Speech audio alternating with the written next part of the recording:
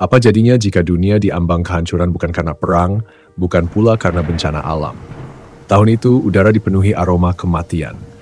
Kota-kota yang dulu ramai kini sunyi, seperti kuburan terbuka. Di pelabuhan Messina, sebuah kapal asing merapat tanpa sambutan. Tak ada sorak, tak ada nyanyian pelaut, hanya jeritan samar dari perut kapal dan keheningan yang menandai akhir peradaban seperti yang kita kenal. Beberapa hari kemudian, mereka yang menyentuh kapal itu mulai jatuh satu persatu, kulit mereka menghitam, tubuh membengkak, dan hidup mereka berakhir dalam hitungan jam. Tak ada doa yang didengar, tak ada obat yang mampu menolong. Dunia pun mulai bertanya, apakah ini murka Tuhan, kutukan langit, atau sesuatu yang jauh lebih gelap? Inilah kisah dari tahun 1347, tahun yang dunia coba lupakan.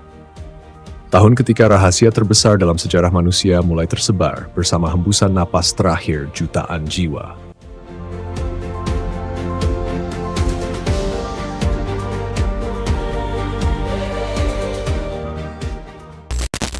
Eropa pada pertengahan abad ke-14 sedang berdiri di puncak kejayaan dan di tepi jurang kehancuran.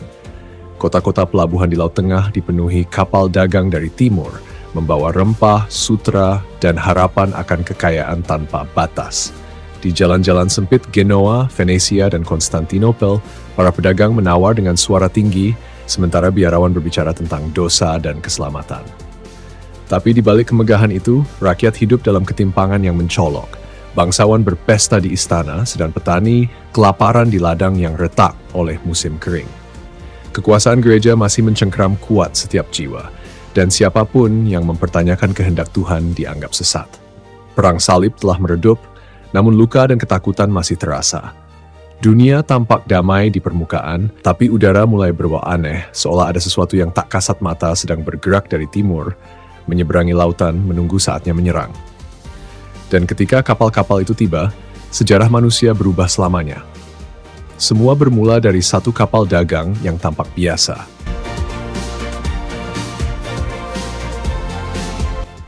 Musim gugur tahun 1347, di pelabuhan Messina, Sisilia, sekelompok pelaut dari Laut Hitam tiba setelah berbulan-bulan berlayar. Kapal itu tidak membawa rempah, bukan juga emas. Tapi di ruang gelap bawah dek tersembunyi sesuatu yang jauh lebih berbahaya. Tikus-tikus yang tubuhnya menggigil, dipenuhi kutu pembawa kematian. Tak seorang pun tahu bahwa di saat mereka menurunkan jangkar, mereka juga menurunkan awal dari kiamat kecil di bumi. Menurut catatan sejarawan modern seperti Dr. Ole Jørgen Benedicto dari Universitas Oslo, kapal-kapal dari Kaffa bukan sekadar pembawa dagangan, mereka adalah senjata biologis pertama dalam sejarah. Sebab di kota pelabuhan Kaffa, pasukan Mongol yang mengepungnya beberapa bulan sebelumnya diduga telah melemparkan mayat-mayat yang terinfeksi penyakit ke dalam tembok kota. Para pedagang Genoa yang melarikan diri dari sana membawa serta kutukan itu, tanpa sadar menjadi pembawa wabah yang akan menghapus sepertiga populasi Eropa. Para saksi di Messina menulis dengan gemetar. Pelaut-pelaut itu tampak seperti mayat hidup, tubuh mereka bernanah, kulit menghitam, dan dari napas mereka tercium bau busuk yang tak bisa dijelaskan. Pendeta-pendeta mencoba mengusir mereka dari kota, tapi sudah terlambat. Dalam hitungan hari, penyakit itu menyebar lebih cepat dari api di padang kering. Beberapa pihak mencoba menyangkal. Mereka menyebutnya ujian dari Tuhan, bukan penyakit. Tapi sebagian lain berbisik pelan, ada yang sengaja menyebarkannya. Bahwa wabah ini bukan hanya kutukan alam, tapi hasil tangan manusia, sebuah eksperimen atau bentuk balas dendam dari timur yang tak pernah benar-benar dimengerti. Sejak hari itu, dunia mulai berubah tanpa bisa dihentikan. Semua berawal dari satu keputusan, membiarkan kapal itu berlabuh. Sebuah kesalahan kecil yang menyalakan rantai bencana terbesar yang pernah dialami manusia.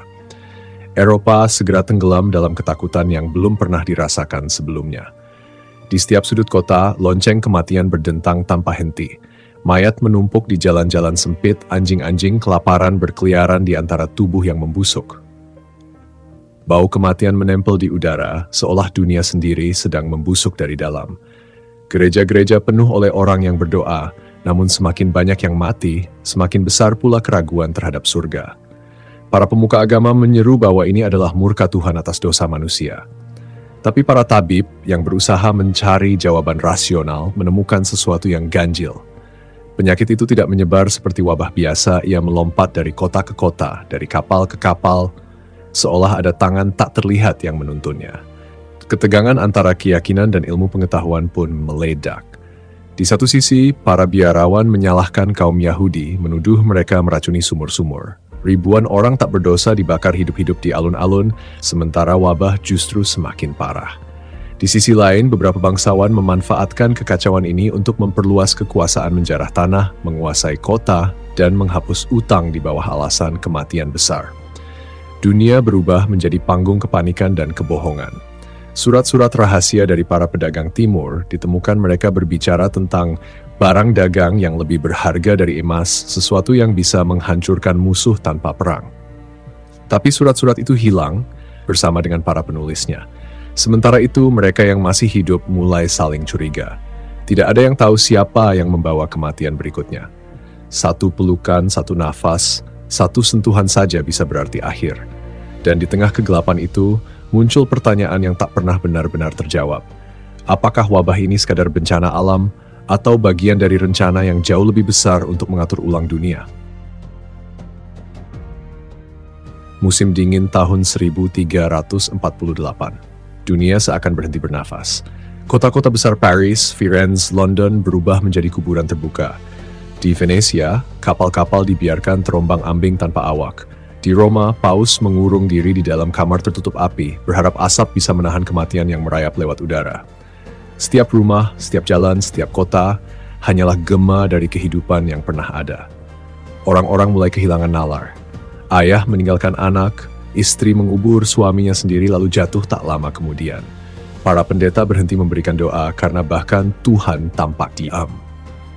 Sejarawan Italia, tepatnya seorang penulis, penyair, dan cendekiawan Italia Giovanni Boccaccio menulis dalam Decameron, orang-orang mati seperti hewan tanpa penguburan, tanpa air mata, tanpa akhir yang layak. Namun di balik kekacauan itu muncul desas-desus yang membuat darah membeku. Di beberapa pelabuhan ditemukan catatan rahasia dari pedagang timur yang berbicara tentang kargo hitam, barang yang dikirim dengan tujuan politik, bukan perdagangan. Dokumen itu menyebut perintah dari seorang jenderal Mongol untuk melepaskan kemarahan Tuhan ke tanah barat. Apakah itu bukti bahwa wabah ini bukan sekadar penyakit, melainkan senjata? Sementara dunia berlutut di hadapan kematian, satu hal menjadi jelas. Kekuasaan manusia runtuh dalam sekejap. Raja, bangsawan, biarawan semua sama di hadapan wabah. Di Inggris, sepertiga penduduk hilang. Di Prancis, ladang-ladang kosong ditelan gulma. Di seluruh Eropa, waktu berhenti. Dan di malam paling sunyi, ketika hanya suara lonceng kematian yang terdengar dari kejauhan, dunia menyadari sesuatu yang tak ingin diakui, bahwa peradaban manusia ternyata rapuh, bahwa satu kutu kecil mampu menumbangkan seluruh kekaisaran. Tahun itu menjadi titik balik sejarah bukan hanya karena jutaan jiwa hilang, tapi karena untuk pertama kalinya manusia sadar mereka tidak lagi menguasai dunia. Ketika debu kematian perlahan mengendap, Eropa bukan lagi dunia yang sama. Sepertiga populasi lenyap, kota-kota menjadi sunyi, ladang ditinggalkan, dan gereja kehilangan wibawanya. Raja-raja yang dulu sombong kini memerintah negeri kosong. Para petani yang selamat menuntut upah lebih tinggi, dan untuk pertama kalinya dalam sejarah, kelas bawah menatap bangsawan bukan dengan takut, tapi dengan marah. Dunia lama runtuh, dan tatanan baru mulai terbentuk dari abu mayat yang belum sempat dikubur. Di gereja, keheningan berganti dengan krisis iman. Orang-orang bertanya, jika Tuhan berkuasa, mengapa ia membiarkan dunia hancur? Para biarawan tak mampu menjawab, dan kepercayaan pada institusi suci mulai retak. Dari retakan itulah benih Renaissance lahir, sebuah kebangkitan akal, seni, dan sains yang justru tumbuh dari penderitaan. Ironisnya, kematian besar itu menjadi titik awal bagi dunia modern. Namun tidak semua luka sembuh. Di banyak tempat kebencian mengeras, kaum Yahudi diburu, dianggap biang keladi wabah. Desa-desa terbakar, keluarga-keluarga diusir, dan ketakutan dijadikan senjata politik. Di sisi lain, kekaisaran Mongol yang dulu menakutkan mulai melemah karena jalur dagangnya lumpuh. Dunia yang dulu terhubung melalui perdagangan berubah menjadi daratan yang terisolasi, penuh trauma dan kecurigaan. Sejarawan abad modern menyebutnya reset populasi global. Tapi bagi mereka yang hidup kala itu, tidak ada istilah ilmiah, hanya rasa kehilangan yang tak bisa dijelaskan. Generasi yang tersisa tumbuh dengan pandangan baru, bahwa hidup itu rapuh dan satu hembusan penyakit bisa menghapus seluruh peradaban. Mungkin inilah paradoks terbesar tahun 1347. Dari kehancuran lahir pengetahuan. Dari kegelapan muncul cahaya. Dan dunia meski berdarah dan hancur, mulai menulis bab baru sejarahnya dengan tangan yang gemetar, tapi mata yang mulai melihat lebih jauh. Dari kegelapan itu, manusia belajar bahwa kekuasaan, ilmu, dan keimanan bisa runtuh dalam sekejap ketika dihadapkan pada sesuatu yang tak terlihat. Namun justru di sanalah kekuatan sejati manusia diuji, kemampuan untuk bangkit, berpikir, dan memahami bahwa setiap kehancuran menyimpan pelajaran. Dunia yang lahir setelah kematian hitam bukan lagi dunia yang sama. Orang mulai mempertanyakan dogma, mencari pengetahuan, dan memahami nilai kehidupan dengan cara baru. Sejarah ini mengingatkan kita musuh terbesar manusia bukan selalu senjata atau perang, tapi keangkuhan dan kelalaian untuk memahami alam di sekelilingnya. Karena terkadang ancaman paling mematikan bukan datang dari luar, tapi dari sesuatu kecil yang kita abaikan sampai akhirnya semuanya terlambat. Tahun 1347 telah lama berlalu, tapi bayangannya masih menghantui dunia hingga kini. Di setiap pandemi, di setiap ketakutan yang menyebar tanpa bentuk, kita seolah mendengar gema masa lalu, napas terakhir dari mereka yang mati tanpa nama, tanpa makam. Dunia modern mungkin lebih canggih, tapi rasa gentar yang sama masih bersemayam di hati manusia. Rasa takut kehilangan kendali atas hidupnya sendiri. Sejarah tidak pernah benar-benar mati.